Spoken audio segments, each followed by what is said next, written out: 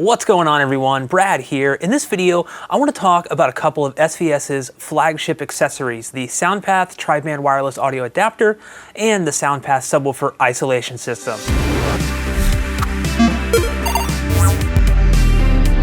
Now I want to give you a heads up, this will be an overview video. I'll go over what these products are designed to do so you can decide if it's something worth looking into for your system, as well as what you get with them and if you need to buy anything else to make them work for certain situations. Now these will be getting separate review videos soon as well, and a huge thanks goes out to SVS for letting me borrow these for a couple of months to test them out and play around with them. Before we kick things off, if you're new to the channel, then consider subscribing and clicking that bell icon so you don't miss out whenever I upload a new video. Also, links to the items I talk about in this video are in the description below, as well as links to other things such as my home theater setup and calibration tools that I'd recommend using. Check those out if you'd like. Now I want to start off by going over the SoundPath subwoofer isolation system. Now I've been interested in these little guys for a while now. They're designed to elevate your subwoofer a few inches in order to decouple it from the floor, which, if you're not familiar with that term, decoupling basically weakens the energy that's transferred from the subwoofer to the floor, which will also reduce the energy that hits your walls and that travels to other rooms of your house. It also can result in cleaner, tighter bass and can help reduce buzzing and rattling from objects within your room. Now that all sounds great on paper, but I'll be putting these to the test for the full review, along with frequency response measurements before and after installing these, and I'll be doing some buzz and rattle tests of my own throughout my own house. Inside the box, you'll find the feet themselves, which are actually pretty hefty at about 5 ounces each. The cushion part of the feet that sits on the floor is made of elastomer, with the top part encasement made out of stainless steel. You also get 3 sets of screws that should work with the majority of subs out there regardless of brand, though for SVS you'll stick with the 1/4 inch 20 size. All screws are 20 millimeters in length, and everything is colored black to be inconspicuous when mounted under your subwoofer. Now I do want to mention that while these are intended for use with subwoofers, you can also use them with some floor standing speakers and AV equipment as well.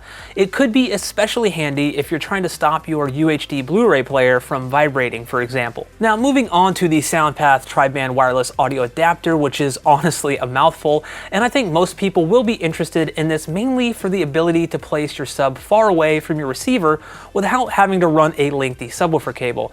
I'm really interested in checking out these little souped up versions of the wireless adapter for the full review because I do have a ton of Wi-Fi and Bluetooth devices and have ran into interference issues with audio gear in my house in the past. I do also think that it might make for experimenting with sub placement much easier since you're not really tied to how long your cable is and can try places you normally wouldn't be able to. It's not just limited to subwoofers either. You can also connect a pair of surround speakers or connect the Zone 2 output of your receiver to the wireless adapter and hook up the transmitter to a pair of powered speakers in another room. And these are rated to pass everything from 6 Hz to 20 kHz, so there shouldn't be any loss of sound on either side.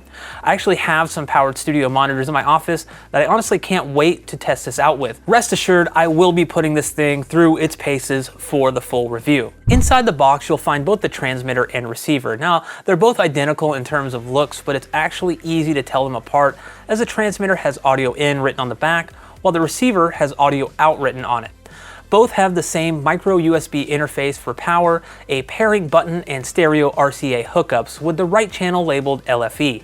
Also included are 2 mono RCA cables, 2 USB cables for power, 2 AC power adapters, and 2 pieces of rounded Velcro for mounting on surfaces.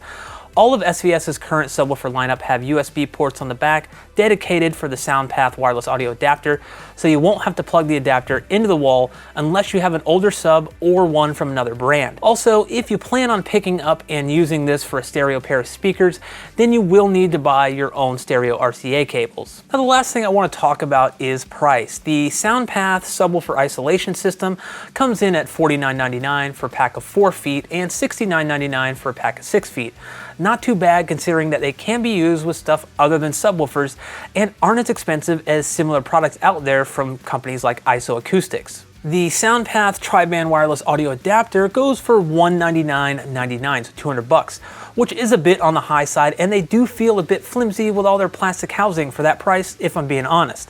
Now, hopefully they perform like they're advertised, because at that point, it really won't matter what they look like, and they're small enough to be placed out of sight anyway. Now, be on the lookout for full video reviews of both of these soon. I'm trying to decide if I actually want to do one single review similar to this video or two separate review videos. I don't really know. Let me know what you think in the comments, and if you enjoyed this video, feel free to hit that like button. Thanks for watching, and I'll catch you in the next one.